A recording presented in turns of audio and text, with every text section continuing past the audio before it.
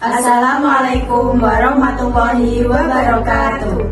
Halo semuanya, perkenalkan kami dari kelas IK3J akan mempresentasikan hasil final project Big Data. Sebelumnya, perkenalkan. Di final project kali ini, kami menggunakan dataset prediksi harga rumah menggunakan machine learning dan PySpark. Oke, baik, untuk langsung saja pada penjelasan di final project Big Data ini, latar belakangnya yaitu harga rumah merupakan salah satu aspek penting dalam sektor properti, sehingga harga rumah ini dipengaruhi oleh berbagai faktor seperti luas bangunan, jumlah kamar tidur, jumlah kamar mandi, lokasi rumah, tahun pembangunan, kondisi rumah. Dan dengan memanfaatkan teknologi Big Data dan machine learning, harga rumah dapat diprediksi secara lebih cepat dan akurat. Tujuannya yaitu untuk membantu pembeli, penjual, maupun pengembang properti dalam mengambil keputusan berdasarkan data. Oke, next. Nah, untuk permasalahannya yaitu bagaimana membangun model machine learning yang mampu memprediksi harga rumah berdasarkan karakteristik rumah yang tersedia dalam dataset. Berikutnya ada pertanyaan bisnis. Terdapat 3 pertanyaan bisnis, yaitu yang pertama ada faktor apa yang paling mempengaruhi harga rumah. Yang kedua ada apakah luas bangunan berpengaruh terhadap harga rumah. Berikutnya yaitu seberapa baik model machine learning dapat memprediksi harga rumah. Nah, di sini ada deskripsi dari dataset. Dataset yang kami gunakan itu berasal dari Kaggle House Price Dataset.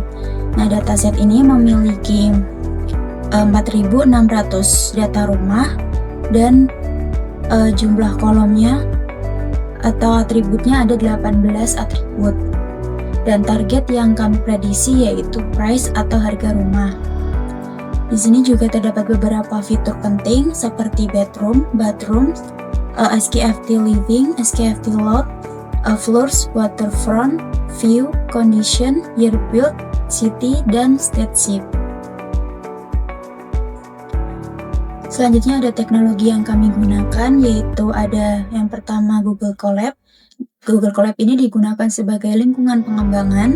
Ada PySpark digunakan untuk pemrosesan data skala besar dan pembangunan model machine learning. Yang ketiga ada Pandas digunakan untuk membantu manipulasi data. Yang keempat ada Matplotlib dan Seaborn, itu digunakan untuk membuat visualisasi data. Di sini terdapat beberapa tahapan. Yang pertama dimulai dari load dataset atau membaca dataset.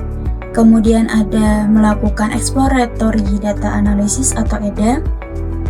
Setelah itu dilakukan data cleaning untuk memastikan kualitas data.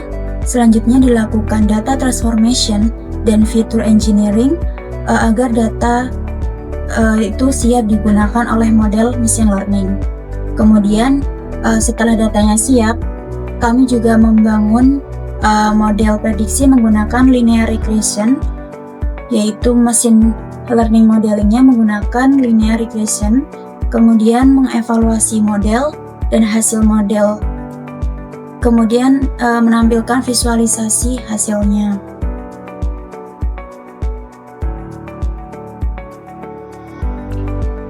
Kemudian ada import library. Di sini menggunakan ada Spark Session digunakan untuk menjalankan Spark. Vector Assembler itu digunakan untuk menggabungkan seluruh fitur menjadi satu kolom features. Kemudian ada data processing, itu digunakan ada data processing yaitu ada Pandas dan NumPy. Untuk visualisasinya yaitu menggunakan Matplotlib dan Seaborn. Fungsi utama library ini adalah untuk melakukan pengolahan data visualisasi dan pembangunan model prediksi.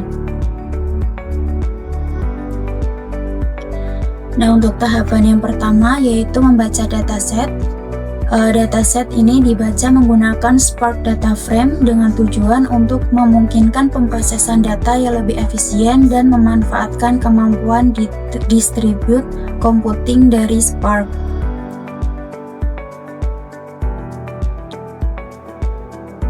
Dan tahap selanjutnya ada eksplorasi data. Yang pertama ada menampilkan data awal. Di sini kami menampilkan 5 baris pertama dari dataset untuk melihat isi datanya dan mengenali setiap atribut yang tersedia serta memastikan data berhasil dimuat dengan benar ke dalam Spark Data Frame sebelum dilakukan proses analisis lebih lanjut. Di tahap eksplorasi data yang kedua ada melihat struktur data. Di sini melihat struktur dataset yang meliputi nama kolom, tipe data, setiap atribut seperti integer, double, atau string, serta memastikan format data sudah sesuai dengan kebutuhan pemrosesan dan pemodelan machine learning. Eksplorasi data berikutnya ada menghitung jumlah data, menghitung jumlah keseluruhan baris atau record pada dataset untuk mengetahui ukuran data yang akan digunakan dalam proses analisis dan pelatihan model machine learning. Di sini yaitu menampilkan jumlah baris terdapat 4.600 dan jumlah kolom yaitu 18 kolom.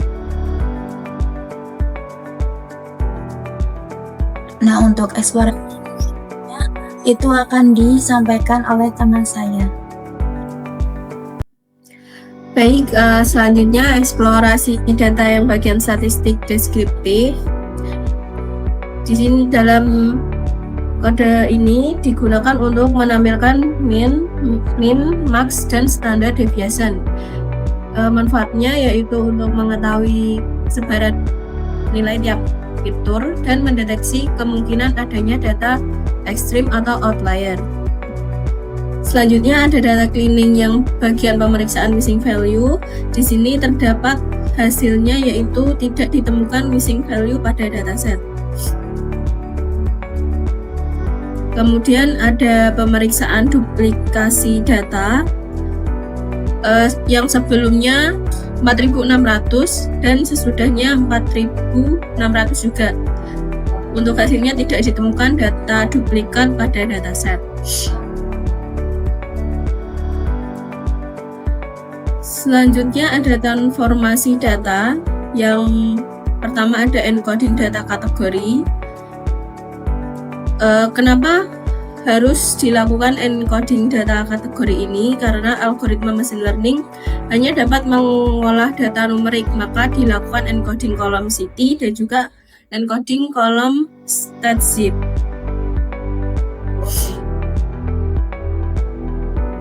Selanjutnya ada feature selection yang digunakan untuk menentukan fitur yang akan digunakan.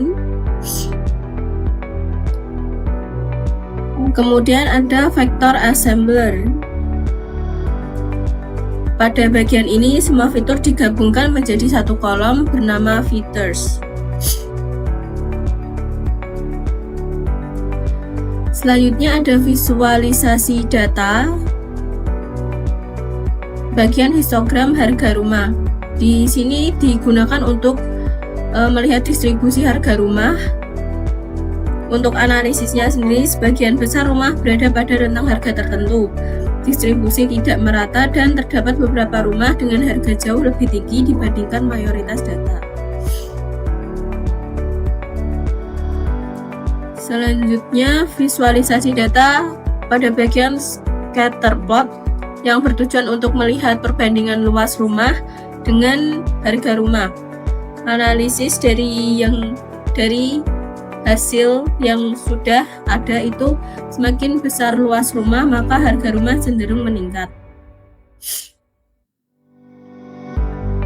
Selanjutnya ada correlation matrix, bertujuan untuk mengetahui hubungan antara variabel yang menghasilkan variabel yang memiliki korelasi cukup kuat terhadap harga rumah itu ada di SGFT living, SGFT above dan bedrooms.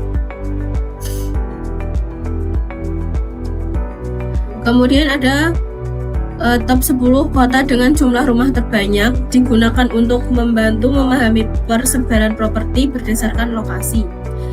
Visualisasi menunjukkan kota-kota dengan jumlah rumah terbanyak dalam dataset dan distribusi data tidak merata antar kota.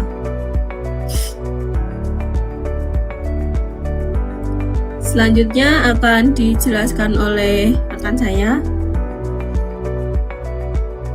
Selanjutnya ada pembangunan model algoritma.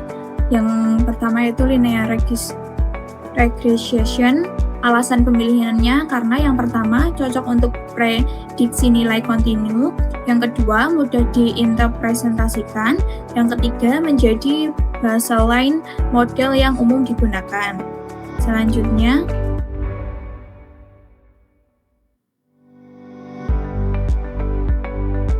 ada split data. Dataset dibagi menjadi dua, yaitu data training sebanyak 80%, kemudian data testing 20%. Dengan tujuannya, yang pertama data training digunakan untuk melatih model, yang kedua data testing digunakan untuk mengukur performa model.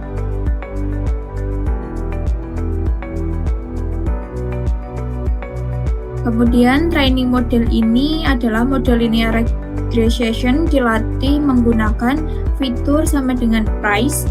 Proses ini menghasilkan model yang mampu mempelajari pola hubungan antara karakteristik rumah dengan harga rumah.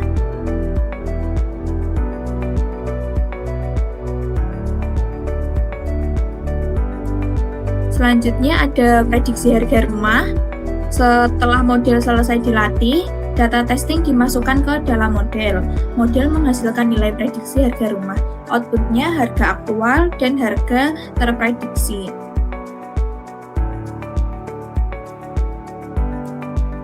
Kemudian evaluasi model RSME, nilainya ada 1.020.613.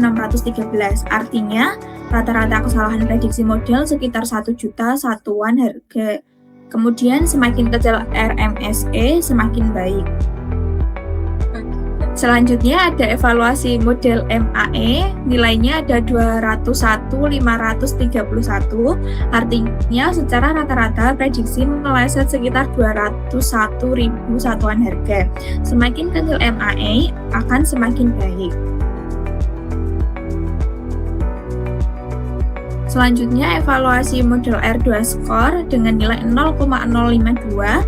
Interpretasinya, model hanya mampu menjelaskan sekitar 5,2% varian harga rumah. Artinya, performa model masih rendah.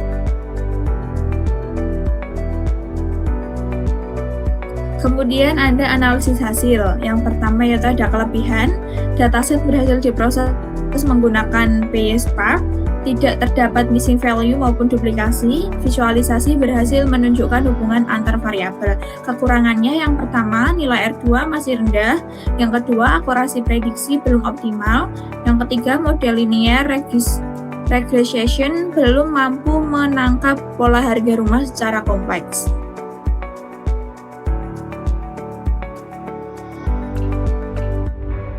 Rekomendasi pengembangan yang pertama yaitu urutan meningkatkan performa model. Yang pertama, menambahkan fitur baru. Yang kedua, melakukan fitur engineering.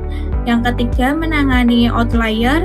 Yang keempat, menggunakan algoritma yang lebih kuat seperti random forest, regression, gradient boosting, atau XGBoost.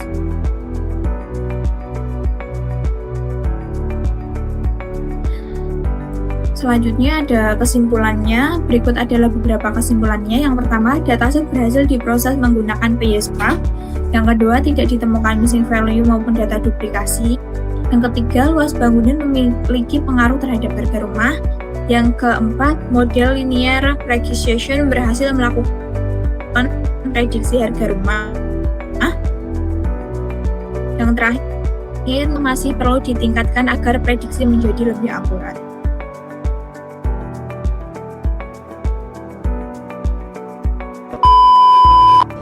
Sekian presentasi dari kami. Kami mohon maaf jika ada salah kata maupun penjelasan. Wassalamualaikum warahmatullahi wabarakatuh.